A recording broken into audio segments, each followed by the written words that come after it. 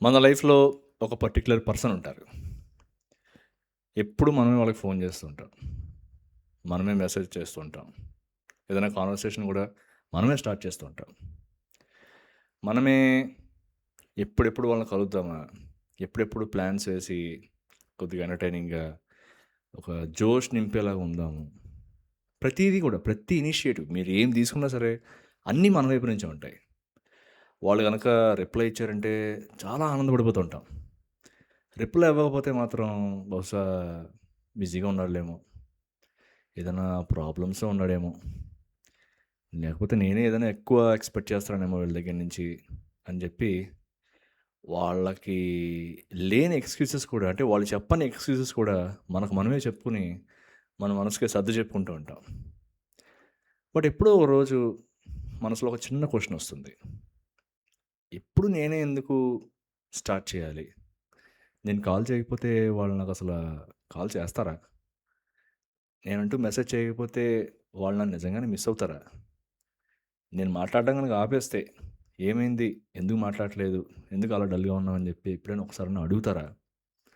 అని చెప్పి కొన్ని అన్‌కంఫర్టబుల్‌గా అనిపించే క్వెషన్స్ వస్తుంటాయి. అప్పుడే ఒక నిజం మనకు అర్థమవుతుంది. ఓహ్! ఈ రిలేషన్‌షిప్‌లో మేమిద్దరం కలిసి ట్రావెల్ చేయట్లేదు. మొత్తం అంతా కూడా నేనే క్యారీ చేస్తున్నాను. అవతల పక్క నుంచి ఎఫర్ట్ అసలు లేదు అని చెప్పి. అలా తెలిసినా సరే ఆ రిలేషన్‌షిప్‌ని మనం వదులుకోలేం. ఎందుకంటే అది కేవలం ఆ పర్సన్ గురించి మాత్రమే కాదు కదా! వాళ్ళకి వాళ్ళతో మనకున్న మెమోరీస్ మనం వాళ్ళతో చాలా టైం స్పెండ్ చేసి ఉంటాం. ఒకప్పుడు వాళ్ళు మనకి ఎంత దగ్గరగా ఉండేవాళ్ళో, మనకేదైనా కష్టం వచ్చినప్పుడు వాళ్ళు మనతో స్పెండ్ చేసిన టైం గానీ, ఏదో ఒక పర్టిక్యులర్ మూమెంట్ ఉంటుంది. చాలా సెన్సిటివ్ మూమెంట్.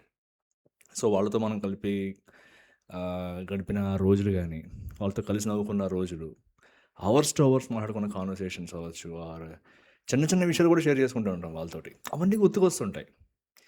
ఈరోజు వాళ్ళు మనకు అంతగా ఇంపార్టెన్స్ అనేది ఇవ్వకపోతున్నా సరే, మన మైండ్ మాత్రం ఇంకా వాళ్ళని అప్పట్లో ఆ వర్షన్‌లో వాళ్ళు ఎలా ఉన్నారో అలానే చూస్తూ ఉంటుంది. అందుకే మనం వెయిట్ చేస్తాం.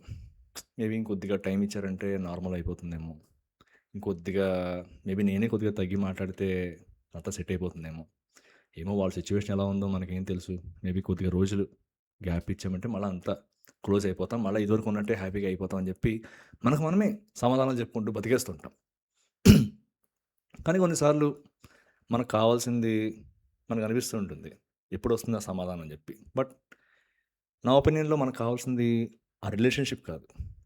ఆ రిలేషన్‌షిప్ ఒకప్పుడు మనకిచ్చిన ఫీలింగ్ ఏదైతే ఉందో, ఆ ఫీలింగ్ కావాలి మనకి. రైట్. ఆ ఫీలింగ్ అనేది పోతుందేమోనని ఒక భయం. ఇంకోటి మనమే ప్రతిసారి ఇనిషియేట్ చేస్తుంటే, అసలు వాళ్ళకి మనం అవసరమేనా అని చెప్పి ఒక డౌట్ కూడా వస్తుంటుంది. మీకు అర్థమవుతుందా నేను చెప్పేది? సో, ఒక ఇల్యూజన్‌లో బతికేస్తుంటాం ఇలాగ.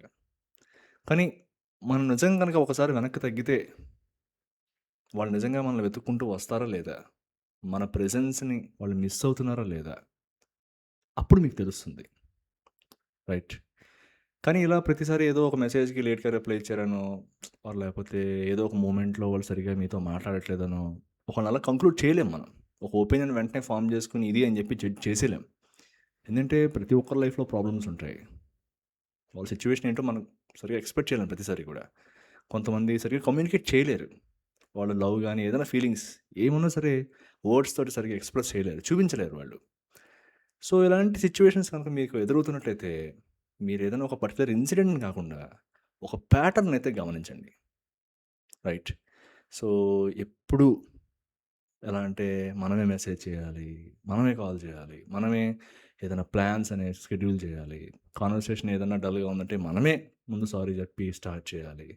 రిలేషన్‌షిప్‌ని సేవ్ చేసుకోవడం కూడా ప్రతి ఎఫర్ట్ కూడా మనమే పెట్టాలి. ఇలా కనుక కొన్ని మంత్స్ పాటు కనుక కంటిన్యూ అవుతున్నట్టయితే, ఒకసారి ఆలోచించండి. ఇది నిజంగా రిలేషన్‌షిప్పా? లేకపోతే మనం మెయింటైన్ చేస్తున్న ఒక హ్యాబిట్టా? అంతే. ఖచ్చితంగా చాలా బాధగానే ఉంటుంది చాలామందికి ఇలా చెప్తే. అంతే ఒక హ్యాబిట్టా? ఏంటి ఇలా ఉంది? ప్రతీదీ నేనే చేయాల్సొస్తుందని చెప్పి. ఎందుకంటే రిలేషన్‌షిప్ అంటే అనుకుంటూ ఉంటాం మనం. ప్రతిసారి కూడా అవతల పక్క పర్సన్ మనం కూడా ఇద్దరం 50, 50 ఎఫర్ట్ అయితే పెట్టాలి. ఖచ్చితంగా రిలేషన్‌షిప్ సేవ్ చేసుకోవాలని చెప్పి చాలామందికుంటుంది. బట్ అలా ఏం అవసరం లేదు ఎప్పుడు కూడా. కొన్ని కొన్ని సార్లు మనం ఎక్కువ ఎఫర్ట్ పెట్టాల్సొస్తుంది. కొన్ని కొన్ని సార్లు అవతల పక్క వాళ్ళు ఎక్కువ ఎఫర్ట్ పెట్టాల్సొస్తుంది. అది న్యాచురల్. అలానే ఉంటుంది కూడా ఎక్కడైనా సరే. బట్ ప్రతిసారి ఒకళ్ళే వెతుక్కుంటూ ఉండాలి. ఒకడే స్టార్ట్ చేస్తూ ఉండాలి. ఒకడే గుర్తు చేసుకుంటూ ఉండాలి. ఒకడే పట్టుకొని నిలబడాలి అంటే అవ్వదు కదా! అక్కడ మనం రిలేషన్‌షిప్ కాదు గానీ, ఆ మెమోరీస్‌ని పట్టుకొని అలా ఉండిపోతాం. అందుకే ఇక్కడ మీరెవరిని హేట్ చేయాల్సిన పని లేదు. వాళ్ళు మారిపోయారు, ఇలా జరిగిపోయింది అని చెప్పి ఎక్కడెక్కడో స్టేటస్‌లో పెట్టాల్సిన పని లేదు. ఎవరిని బ్లేమ్ చేయాల్సిన అవసరం కూడా లేదు. కొద్దిగా వెనక్కి తగ్గండి. కొంచెం సైలెన్స్ ఇవ్వండి. మీరు ఆ కాన్వర్సేషన్ అనేది స్టార్ట్ చేయకుండా, ఆ కాల్స్ అనేవి చేయకుండా, మెసేజ్‌లవి కూడా పెట్టకుండా కొద్దిగా, కొద్దిగా మెయింటైన్ చేయండి. ఎప్పుడైతే మీరిలా చేస్తున్నారో, మీ యొక్క ప్రెజెన్స్ అనేది వాళ్ళకి ఎంత ఇంపార్టెంటో వాళ్ళకప్పుడు అర్థమవుతుంది. ఎందుకంటే కొన్నిసార్లు ఈ ఆన్సర్స్ అనేవి ప్రతిసారి మనం అడిగి తెలుసుకోవాల్సిన పని లేదు. మన ఆబ్సెన్స్‌ని వాళ్ళు ఎలా ఫీల్ అవుతున్నారు, దానికి ఎలా రియాక్ట్ అవుతున్నారు అన్నదాన్ని చూసినా సరే మీకు అందులో ఆన్సర్ దొరికేస్తుంది. అంటే మీకు ప్రతిసారి చెప్పాల్సిన పని లే. ఎలా రియాక్ట్ అవుతున్నారు మీ యొక్క ఆబ్సెన్స్‌లో వాళ్ళు? మీరు లేకపోయినా సరే వాళ్ళు ఉండగలుగుతున్నారా? లేకపోతే లేదు ఏంటి మాట్లాడట్లేదు నాతోటి అని చెప్పి మీ దగ్గరికి వెతుక్కుంటూ వస్తున్నారా? రైట్. ఒకవేళ నిజంగా మిమ్మల్ని గనుక నిజంగా మిస్ అయితే ఏదో ఒక రోజు మీ దగ్గరికే వస్తారు. ఏమి ఎక్కడికెళ్ళిపోయావు అని చెప్పి. అలా కాకుండా ఒక ఎన్ని రోజులైనా సరే రావడం లేదు, ఏం రెస్పాన్స్ లేదంటే అది కూడా ఒక టైప్ ఆఫ్ ఆన్సరే. అవునా కదా! ఓకే. మీరు లేకపోయినా సరే వాళ్ళకి అంత పెద్ద ఇంపాక్ట్ లేదు లైఫ్‌లో అని చెప్పి. బాధగానే ఉంటుంది అలాంటివి తెలుసుకున్నప్పుడు. బట్ ప్రతిసారి నిజం అనేది మనకు నచ్చినట్టుగా అయితే ఉండదు కదా! సో, ఇలాంటి రిలేషన్‌షిప్స్ ప్రతి ఒక్కరి లైఫ్‌లోనూ ఉంటాయి. ఎప్పుడు గుర్తుపెట్టుకోండి రిలేషన్‌షిప్ అనేది ఏదన్నా జీవితంలో ఎప్పటికీ ఉండిపోదు. కొన్ని కొన్ని ఒక ఫేజ్‌లో మాత్రమే ఉండడానికి వస్తాయి మన లైఫ్‌లో. ఆ ఫేజ్ అయిపోయిన తర్వాత నెమ్మదిగా అలానే ఫేడ్ ఔట్ అయిపోతాయి. వాళ్ళని కూడా మన లైఫ్‌లో మనం ఊహించుకోలేం తర్వాత గూడా. సో, అలా కాకుండా వాళ్ళని అదే ప్లేస్‌లో ఉంచాలి. వాళ్ళు ఎప్పుడైతే మన లైఫ్‌లో ఎంటర్ అయ్యారో, అప్పుడు ఎలా అయితే మనతో గడిపారో వాళ్ళని అదే ప్లేస్‌లో ఉంచాలని చెప్పి మనం గనక ఫోర్స్ చేసామనుకో, మనతో మనం ఫైట్ చేసుకున్నట్టే. అల్టిమేట్‌గా మనమే బాధపడతాం. అందుకే ఎవరినైనా వదిలేయడం అంటే వాళ్ళని ఏదో ద్వేషించడం, వాళ్ళని హేట్ చేయడం, వాళ్ళని ఏదో చేసేయడం గాదు. కొన్నిసార్లు మన పీస్ ఆఫ్ మైండ్ కూడా మనకి ఇంపార్టెంటే కదా! అందువల్ల మన ఎక్స్‌పెక్టేషన్స్‌ని మనమే తగ్గించుకోవాలి. అవసరమైతే వదిలేయాలి.